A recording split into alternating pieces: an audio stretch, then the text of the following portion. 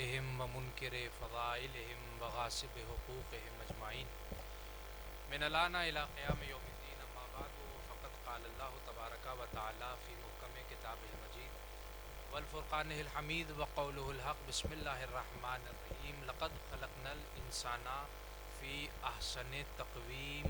صلوات بھیجیے گا محمد و اہل بیت. بس چھوڑ دیجیے کوئی چیز رکھو.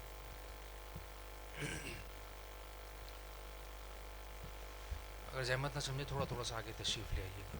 درود بھیجتے ہوئے محمد و اہل بیت محمد کا آ جائیے, زحمت فرمائیے.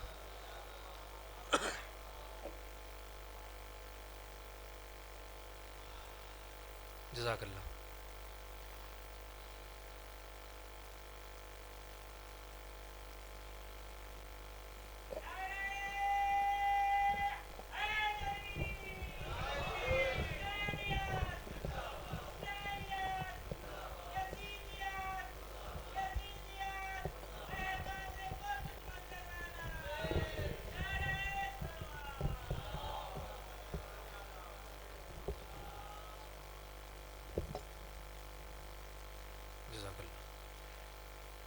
ویسے بھی بہترین و بلند ترین صلوات بھیجیے گا.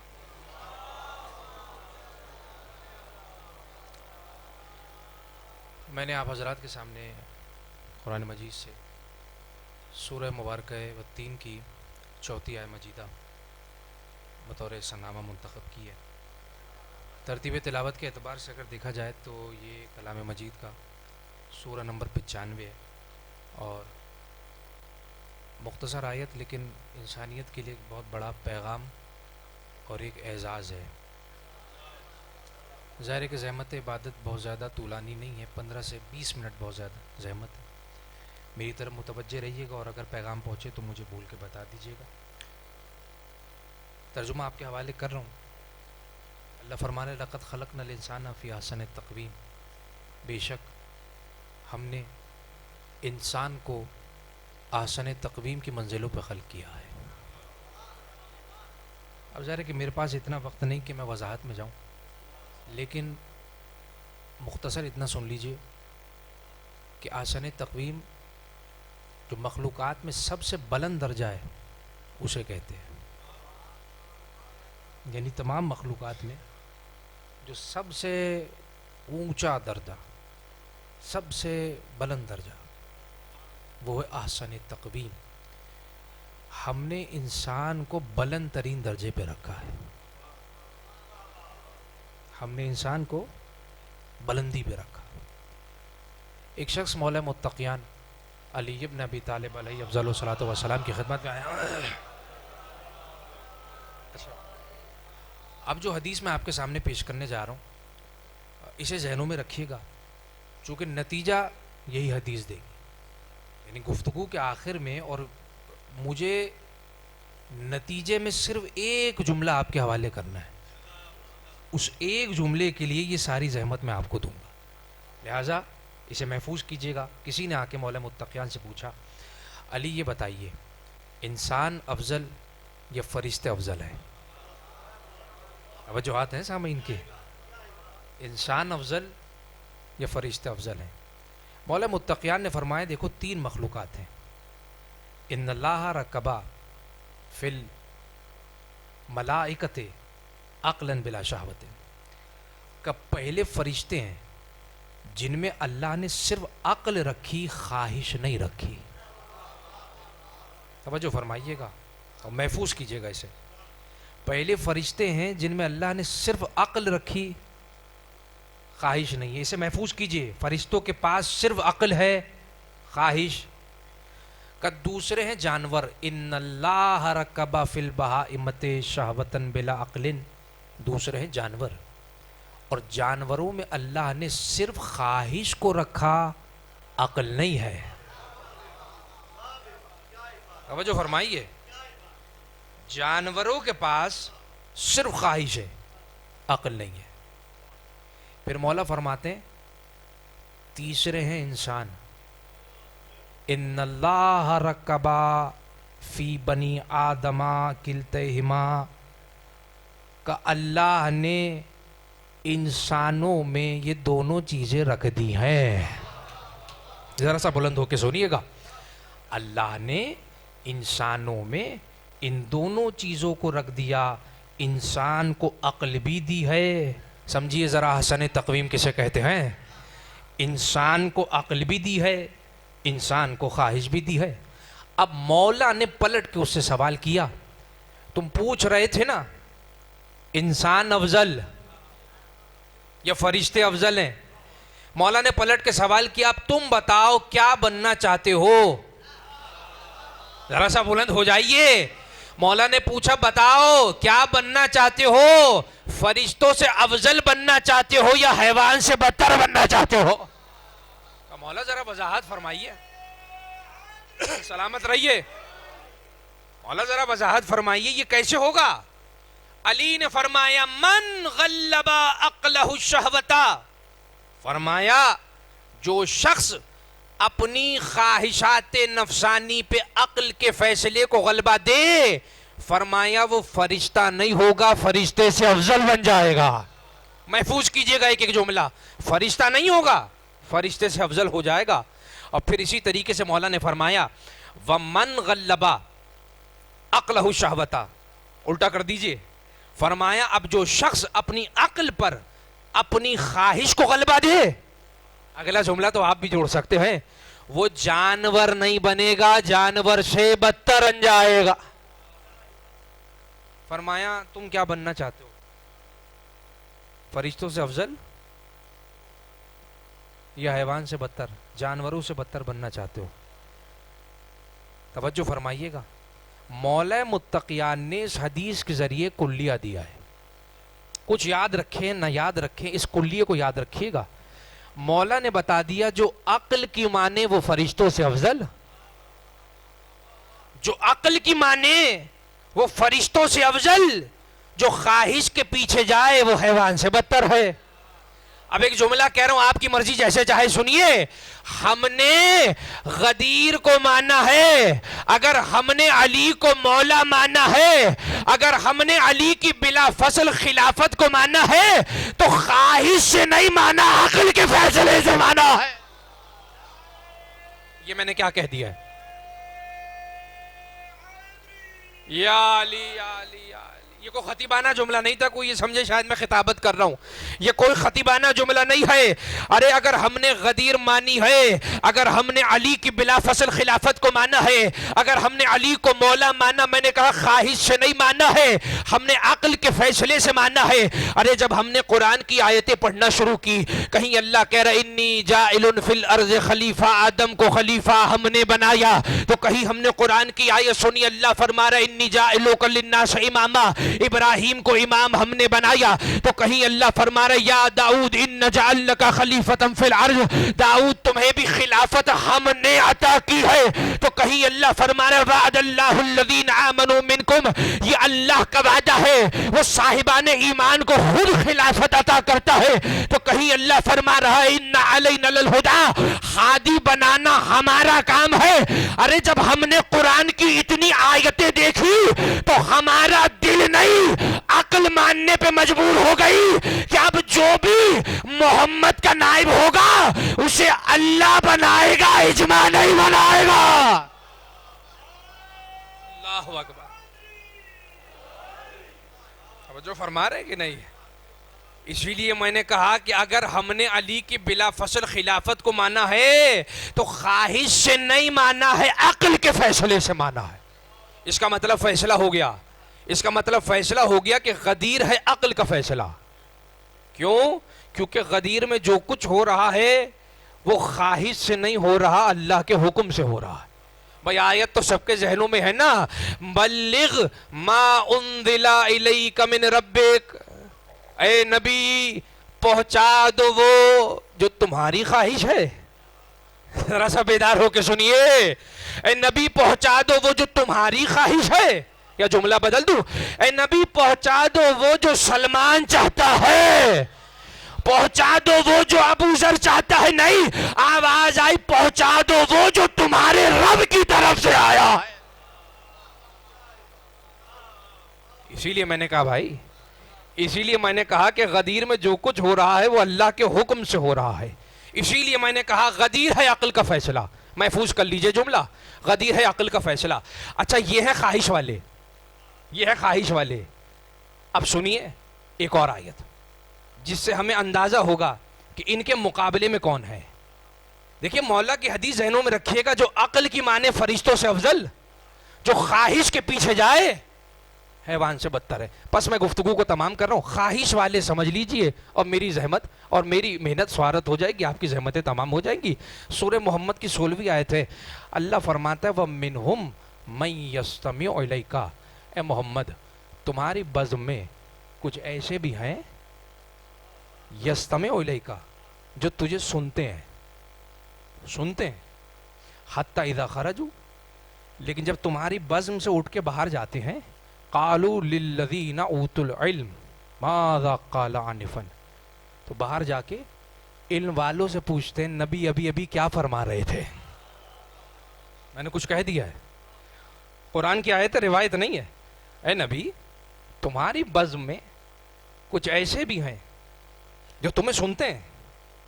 یہ قرآن ہے, تمہیں سنتے ہیں. قرآن نے کہا یسمعوا الیک, سنتے ہیں. جب باہر جاتے ہیں تو علم والوں سے پوچھتے ہیں, علم والوں سے پوچھتے ہیں نبی ابھی, کوئی 4-6 مہینے پرانی بات نہیں پوچھ رہے, ابھی. آنفن کا مطلب مولانا بیٹھے ابھی کیا کہہ رہے تھے. جملہ کہہ دوں, مجھے نہیں سمجھ آتا کوئی کیسے کہہ سکتا ہے کہ بزم رسالت میں بیٹھنے والے برابر ہیں. قرآن کی آیت نے بتا دیا, دیکھ لو پوچھنے والے اور ہیں, بتانے والے اور ہیں.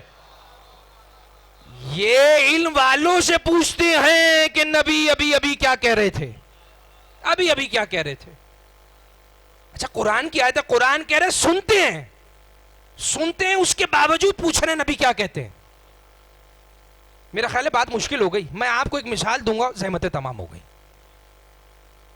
مثال یہ ہے کہ کوئی شخص میری مجلس سنے, یہ جو 15 منٹ کی زحمت ہے پوری مجلس سنے, شروع سے لے کے آخر تک, خطبے سے لے کے مصائب کے آخری فقرے تک.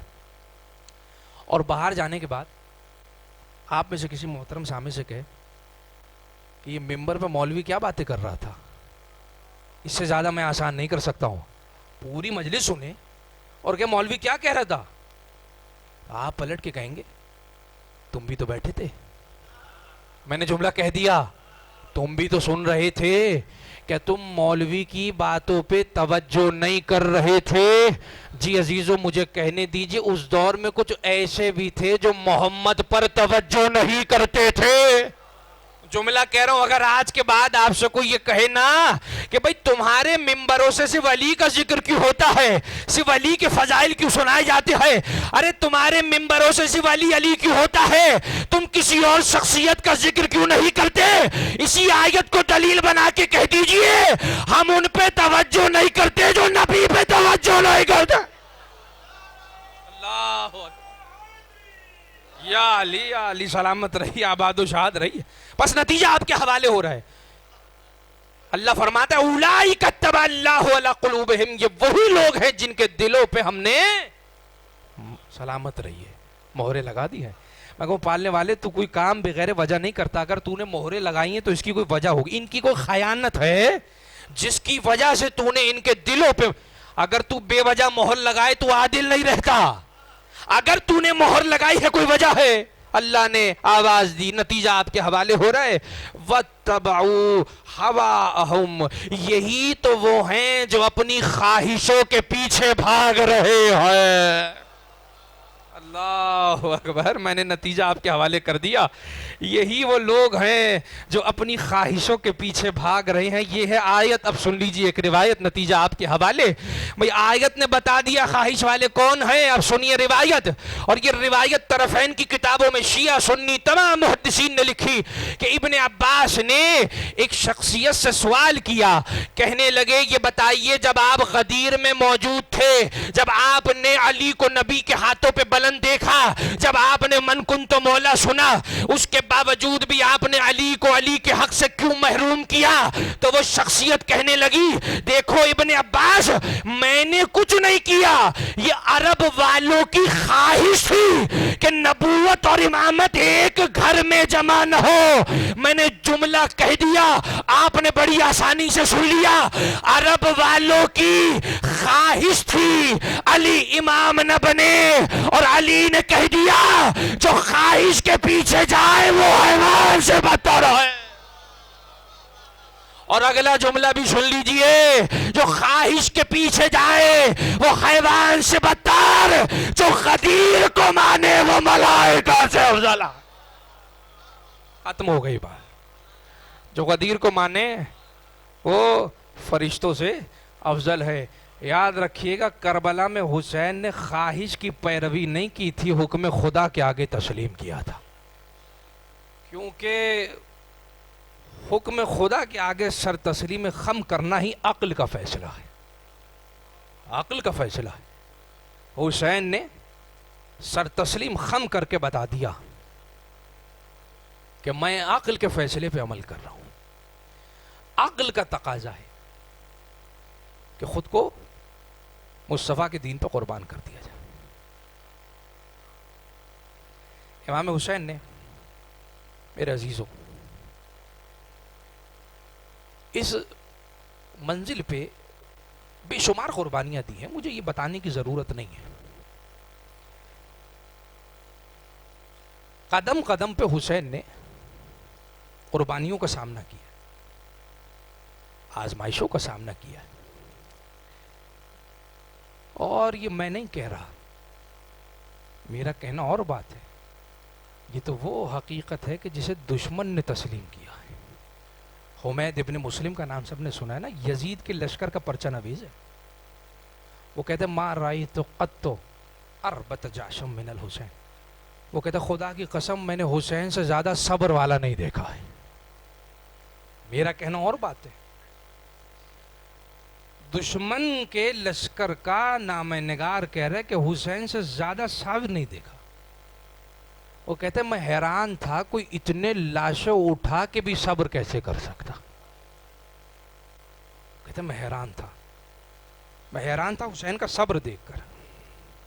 میں حیران تھا حسین کی استقامت دیکھ کر. وہ کہتا ہے جب حسین کو لاشیں اٹھاتے تھے حسین کے چہرے کی چمک بڑھ جاتی تھی. حسین کے صبر میں اضافہ ہو جاتا تھا، حسین کے یقین میں اضافہ، حسین کے اعتماد میں اضافہ، حسین کے سکون میں اضافہ ہو جاتا تھا. لیکن یہی حمید ایک منزل پہ کہتا ہے ہاں ایک ایسی منزل تھی جہاں میں نے دیکھا کہ مجھے یہ محسوس ہوا کہ حسین اس منزل پہ ہمت ہار جائیں گے. جملہ کہہ دوں، خدا کی قسم یہ جملہ رونے کے لیے کافی ہوگا. وہ کہتا ہے یہ وہی منزل تھی جب بوڑھا باپ جوان بیٹے کے لاشے پہ آیا تھا. وہ کہتا ہے میں نے دیکھا جب حسین اکبر کے لاشے پہ آئے حسین کا بدن کانپ رہا تھا. حسین رو رو کے کہہ رہے تھے یا بنی علی الدنیا عبادک لفا. اکبر میں تیرے بعد جینا نہیں چاہتا.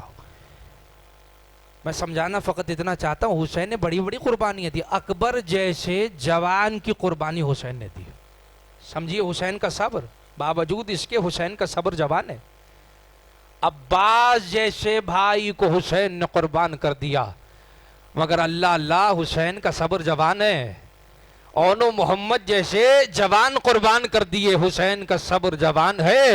قاسم جیسے جوان کے لاشوں کو حسین نے ہاتھوں سے چن لیا ہے مگر حسین کا صبر جوان ہے. ہاں عزادارو وہ منزل بھی کربلا میں دیکھی گئی کہ جب حسین نے وہ لاشا بھی اٹھایا، میں جملہ کہہ رہا رونے کے لیے کافی ہے، وہ لاشا بھی اٹھایا جو دکھنے میں بہت چھوٹا تھا مگر بہت مشکل تھا حسین کے لیے اصغر کا لاشا اٹھانا. ایک مرتبہ اصغر کا چھوٹا سا لاشا حسین نے سینے سے لگایا، 7 مرتبہ آگے بڑھے، 7 مرتبہ پیچھے ہٹے. ہاں عزادارو حسین سوچ رہے ہیں ارے خیمے میں مادر اصغر کا انتظار کر رہی ہے، ارے بہن بھائی کا انتظار کر رہی ہے. میں مادر اصغر کو کیا جواب دوں گا، میں سکینہ کو کیا جواب دوں گا؟ لیکن ایک مرتبہ دل تھام کے حسین نے خیمے میں قدم رکھا۔ روایت کہتی ہے حسین نے اصغر کا لاشا عبا کے دامن میں چھپایا ہوا تھا، سامنے سکینہ کھڑی تھی۔ ایک مرتبہ کہنے لگی بابا کیا میرے بھائی کو پانی مل گیا؟ روایت کہتی ہے حسین نے عبا کا دامن ہٹا دیا، حسین نے اصغر کے لاشے کو برآمد کیا۔ سکینہ نے تڑپ کے کہا ہائے میرا بھیا، مادر اصغر رو کے پکاری امثلو کا ینہار، اصغر کیا تجھ جیسے بچے بھی ذبح کیے؟ الا لعنت اللہ علی قوم الظالمین۔